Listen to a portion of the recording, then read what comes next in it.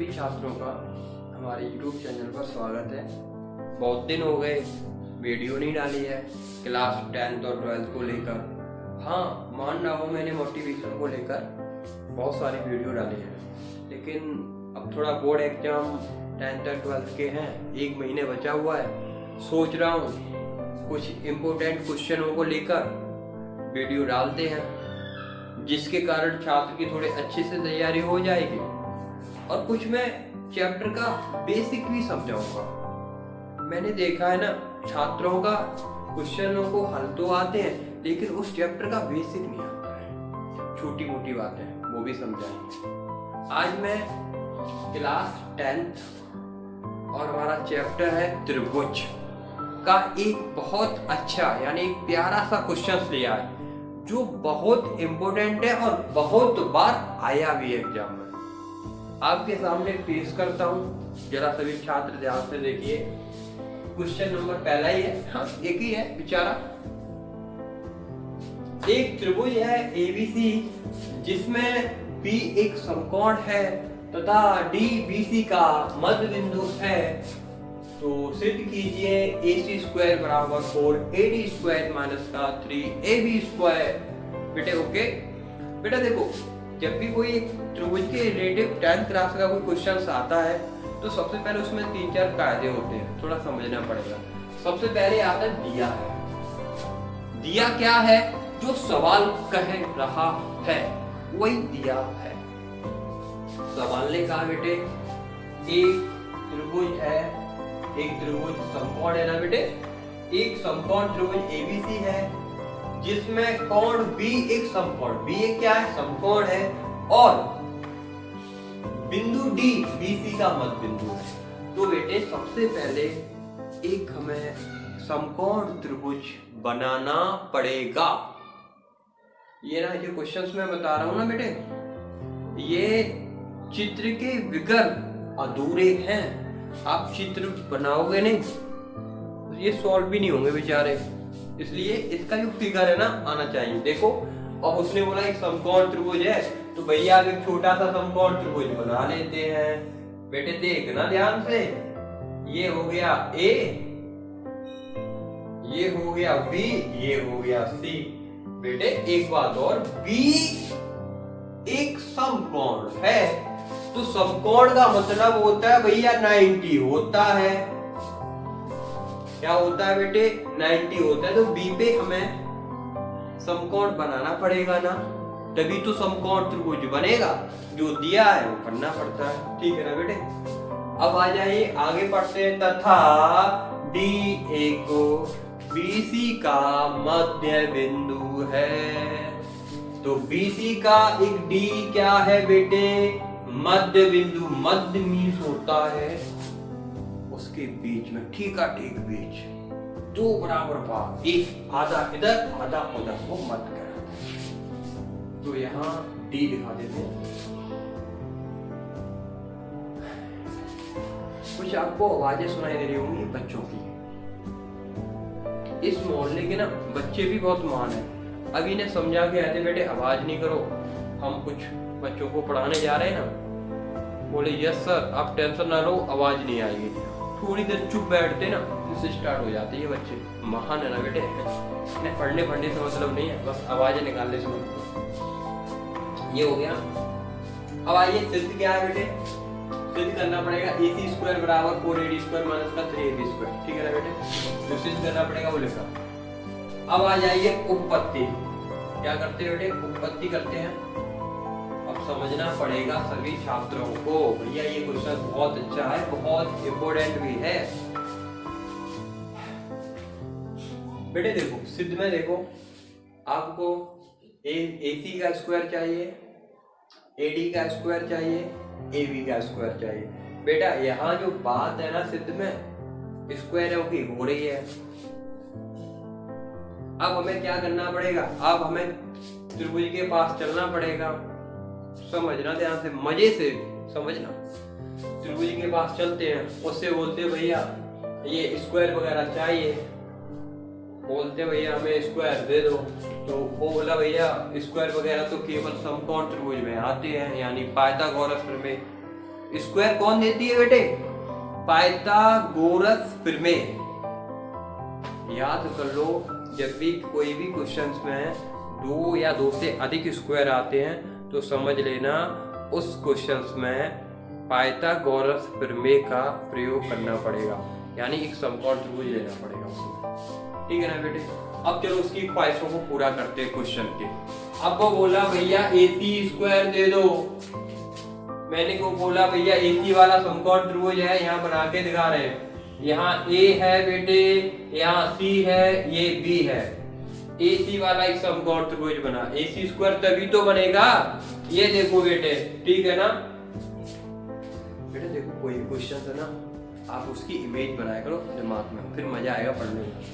आइए तो यहाँ लिखेंगे समकोण त्रिभुज ABC में। अब आप लोग बताओ फॉर्मूला क्या होता है बेटे?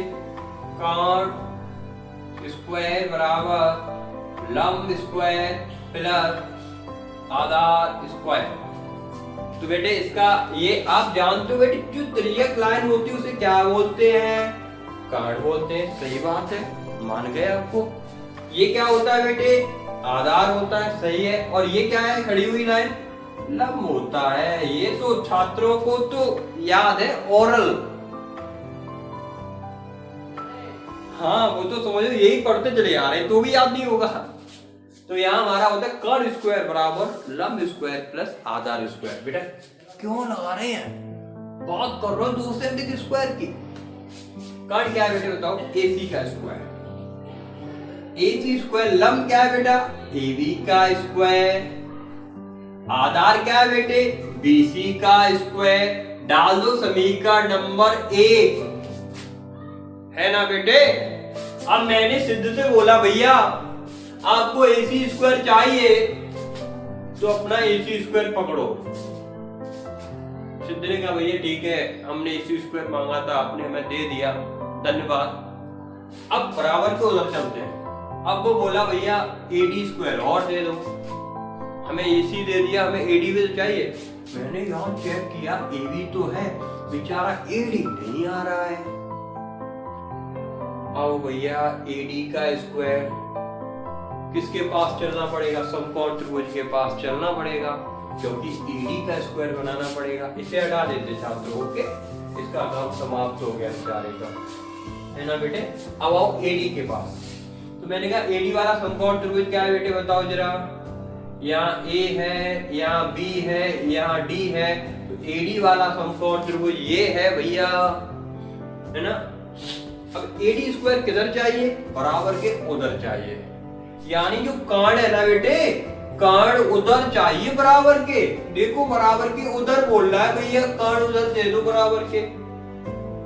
देना पड़ेगा ना भाई, मांग रहा है तो देना तो पड़ेगा। ठीक है, मैंने कहा भैया आपको कर्ण उधर दे देंगे बेटा। ये लंब हो, ये अपना लंब हो जाएगा, ये अपना छोटा सा आधार हो जाएगा। तो बेटा ले लो समकोण त्रिभुज। क्या नाम है? समकोण त्रिभुज का नाम है बेटा ABD में। तो बताओ कर्ण अब AD उधर चाहिए, कर्ण उधर चाहिए, तो फॉर्मूले को घुमा लो। ऐसे लिख सकते ना बेटे, लंब स्क्वायर प्लस आधार स्क्वायर बराबर कर्ण स्क्वायर। किसी को परेशानी हो जरा बता दो। परेशानी होगी नहीं किसी को? कोई छात्र ही नहीं है मेरी क्लास में? अब देखो बेटे, कर्ण उधर चाहिए AD, हमने उधर पे ले दिया। अब उसकी मनोकामना है ना बेटे, क्या करना पड़ेगा? अब लंब क्या है बेटे बताओ? AD है। लंब भैया AD कहाँ है? लंब अपना बेटी, सॉरी, लंब अपना क्या बेटा? AB है। AB का स्क्वायर प्लस आधार अपना भैया BD है, यानी BD का स्क्वायर बराबर कर्ण है भैया AD, यानी AD का स्क्वायर बोला कर्ण। AD उधर लो, अपना AD उधर। अब हमने AD से पूछा भैया आपको AD चाहिए, आ गया, लेकिन बोल रहा है हमें एक AD नहीं चाहिए, हमें तो 4 AD चाहिए। 4 देने पड़ेंगे ना बेटे। देखो हम मार्केट जाते हैं ना, जो हमसे मंगाया जा रहा है तो दुकान पे पहुंच जाते, जो हमें लेके आना, वही दुकान से कहते भैया हमें ये वस्तु दे दो। अब घर वाले मंगा रहे हैं 4 लेके आना पड़ेगा। कोई मान लो किसी के पाउच हैं शैम्पू के, 4 लेके आओ, तो हमें 4 लेके आना पड़ेगा। भाई घर वालों की जो ख्वाहिश है ना पूरी करनी पड़ेगी ना, अगर नहीं करेंगे ना तो आप समझते हो। अब उसकी ख्वाहिश ऐसे बेचारे की ख्वाहिश है, अब वो बोल रहा है हमें 4 AD² चाहिए, अब देना पड़ेगा ना 4, ठीक है ना बेटे। तो 4 चाहिए, तो दोनों बच्चों में क्या करें बेटा, दोनों बच्चों में 4 का गुणा करने पर, तो 4 का करो बेटे 4 AB² प्लस 4 का गुणा करो 4 BD² बराबर 4 AD²। मैंने बोला भैया उसे 4 चाहिए, 4 का गुणा कर, जैसे किया समीकरण नंबर डाल दो 2 भैया, ठीक है ना बेटे। अब आपको AC² चाहिए, इधर है, उधर AD² चाहिए है 4 AD², तो हम समीकरण 1 और 2 को क्या करेंगे बेटे, जोड़ देंगे। समीकरण 1 व समीकरण 2 को जोड़ने पर भैया अब जोड़ते हैं।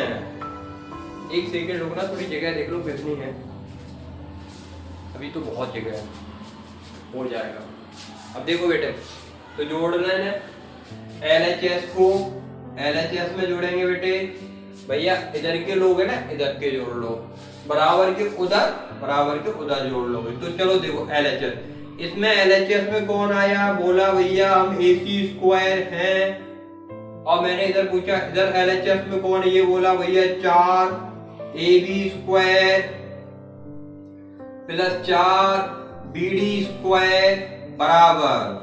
अब हमने बोला RHS में कौन है, ये बोला भैया हमें AB² प्लस BC², और मैंने कहा इधर कौन है, ये बोला भैया 4 AD² कायदे से लिखा LHS को LHS में, RHS को RHS में बेटा जोड़ दिया ना,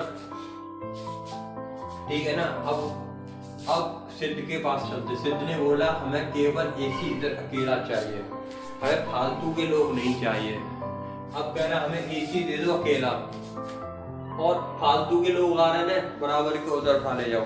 तो अपने कायदे से करेंगे बेटे, यहाँ लिखेंगे AC², ये लोग ना फालतू के लोग उधर ले जाओ बराबर के उधर, अब बराबर लगा लेंगे, ये उधर ले जाएंगे, लेकिन इन्हें भी कायदे से लिख लो। ये पहले बोल रहा है भैया, चलो पहले ले जाइए AB²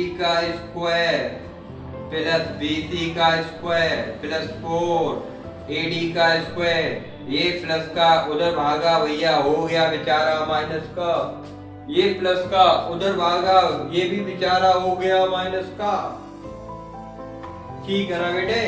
अब हमने कहा भैया आपको AC² चाहिए, आपके पास AC² है, अब बोला हमें 4 AD दो, ये कहाँ गया भैया 4, ये रहा, बराबर लगा लो 4 AD², ठीक है ना बेटे। अब भाई मैंने कहा क्या चाहिए AB, अब देखो बेटे 4 AB² में से बेचारा 1 AB² घटा दो, 4 में से 1 AB क्या, तो माइनस का 3 AB²। लाइन वाले तो हो चुके हैं ना हल। अब बेचारे बचे कौन कौन से, बेचारा बचा BC² और माइनस का 4 BD², ठीक है ना बेटे। अब चित्र को भी हटा देते हैं, इतना हो गया। सिद्ध के पास चलते, उसने कहा AC² दो है, 4 AD² दो है, माइनस का 3 है, ये ना दोनों बेटा फालतू आ रहे हैं, क्या कर रहा है फालतू, इन्हें हटाना पड़ेगा। क्या करना पड़ेगा, हटाना। क्यों पड़ेगा हटाना, क्योंकि बेटे तभी तो सिद्ध होगा जब ये लोग हट जाएंगे। चलो बेटा इनका ट्रीटमेंट करते हैं हटाने के लिए, ठीक है ना बेटे। चलो अब हटाने के लिए चलते हैं मध्य बिंदु के पास, BC के पास चलते हैं। मैंने भैया BC ये है, ठीक है ना बेटे, और कौन है BD के पास चलते, BD। अब यहाँ पर देखिए D क्या है बेटे, समझना ध्यान से। D बोला भैया हम BC के मध्य बिंदु हैं। D क्या बोला, हम BC के मध्य बिंदु हैं। मैंने कहा भैया तुम BC के मध्य बिंदु हो तो हमें क्या दोगे, तो बोला हम 2 बराबर भाग दे देंगे। यदि आप ये x होगा ना बेटे, तो इधर भी x होगा, काय को, क्योंकि बेटा मध्य बिंदु है, जब ये x है तो ये भी x होगा। मैंने कहा बेटा b और c पूरा क्या होगा, आपने कहा सर x और x 2x हो जाएगा, यानी BC होगा 2x। अब इन्हें ट्रीटमेंट करते हैं। BC क्या बनेगा बेटे, 2x बनेगा। बेचारा BD क्या बनेगा, BD x बनेगा। समझ रहे हो ना, कोई समस्या तो नहीं है।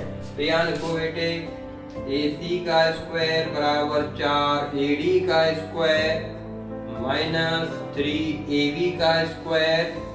BC क्या बना बेटा, B से C तक 2x, यहाँ लिख लो बेटा 2x का स्क्वायर माइनस 4। BD क्या बना अपना, BD भैया x बन गया, यानी x का स्क्वायर। कोई समस्या हो बताओ छात्रों, परेशानी नहीं होनी चाहिए।